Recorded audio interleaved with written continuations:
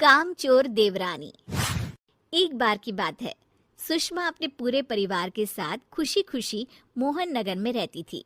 उसकी 2 बहुएं थी, पल्लवी और शिवानी। एक दिन दोनों बहुएं रसोई में काम कर रही होती है कि तभी उनकी सास सुषमा उन्हें बुलाती है। अरे बहू, जरा इधर तो आना। शिवानी, जरा जाकर देखना सासू माँ क्या कह रही हैं। दीदी आप ही देख लो ना जाकर, आपको भी तो सुनाई दे रहा है। अरे मैं आटा गूंद रही हूँ ना, तुम चली जाओ। हाँ तो मैं भी तो सब्जी काट रही हूँ ना दीदी। अरे बहू जल्दी आओ। ओह, ये तो जाएगी नहीं, मैं ही जाकर देखती हूँ कि क्या करना है। पल्लवी सुषमा के कमरे में जाती है। जी मम्मी जी, क्या हुआ?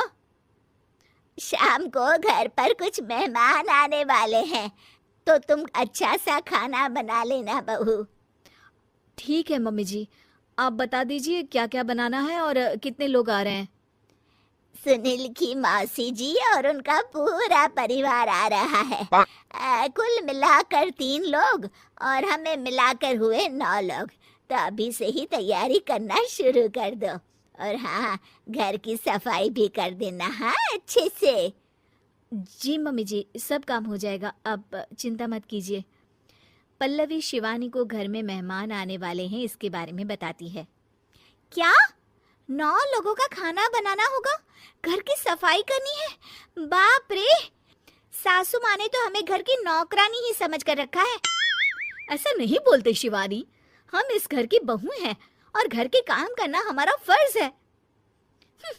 दीदी तो है ही सासू माँ की चमची, जब देखो सासू माँ सासू माँ। मैं तो इतना सारा काम नहीं करने वाली। शिवानी कपड़े लेकर गमला साफ कर रही होती है और चक्कर आने का नाटक करने लगती है।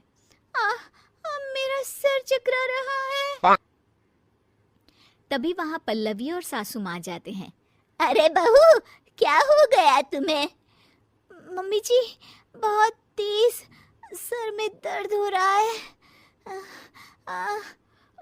तुम एक काम करो शिवानी, आराम कर लो। नहीं नहीं दीदी, घर में मेहमान आने वाले हैं, मुझे आपकी मदद करनी चाहिए। अरे कोई बात नहीं शिवानी, तुम आराम कर लो, मैं सब काम कर लूंगी। ठीक है दीदी, अगर आप इतना कह रही हैं तो आराम कर लेती हूँ। शिवानी आराम से अपने कमरे में मैगजीन पढ़ रही होती है। इसे कहते हैं आराम की जिंदगी। इतना सारा काम। चलो, सारा काम खत्म हो गया, शिवानी को देख आती हूँ। शिवानी अपने कमरे में ईयरफोन में गाने सुनते सुनते सो जाती है और उसके साइड में मैगजीन भी रखी होती है। पल्लवी वहाँ आ जाती है और वो सब देखती है। ओहो, तो मतलब सब काम चोरी का बहाना था। अभी बताती हूँ इसको। घर का सारा काम मुझे करना पड़ा और ये महारानी यहाँ मैगजीन पढ़ रही है, गाने सुन रही है।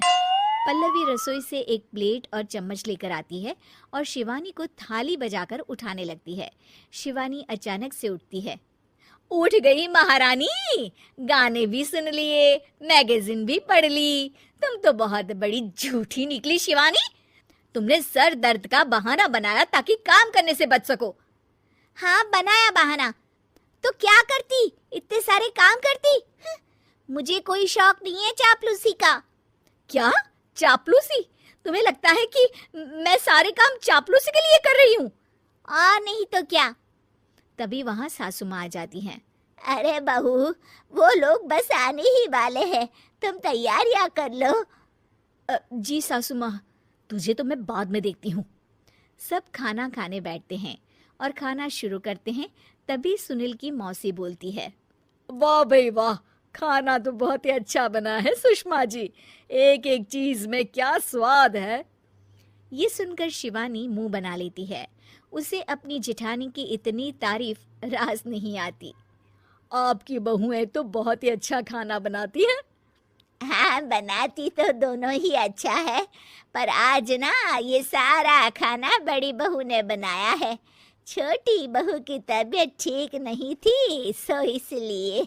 मानना पड़ेगा सुषमा जी, आपकी बड़ी बहू तो बहुत ही गुणवान है। पल्लवी की तारीफ सुनकर शिवानी को जलन होती है।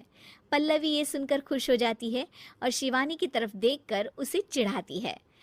कुछ देर बाद मेहमानों के जाने का वक्त हो जाता है। मौसी जी सबके लिए उपहार लाई होती है। वो सबको शगुन के पैसे देती हैं और अंत में पल्लवी के पास आती है। तुम्हारे लिए शगुन का लिफाफा तो है ही, पर बहू तुम्हें एक और उपहार भी मिलेगा इतना अच्छा खाना बनाने के लिए। मौसी अपने सोने के कंगन निकालकर पल्लवी को पहना देती है। ये लो, ये मेरे मनपसंद कंगन है, अब से ये तुम्हारे हुए। धन्यवाद मौसी जी। ये देखकर शिवानी तो पूरी तरह से जल जाती है और गुस्से से रसोई में चली जाती है। तभी वहाँ पल्लवी आ जाती है और उसे अपने कंगन दिखाने लगती है। देवरानी जी, अब आपका सर दर्द ठीक तो है ना? मुझे लगता है कि अब सर दर्द शुरू हो गया होगा आपका।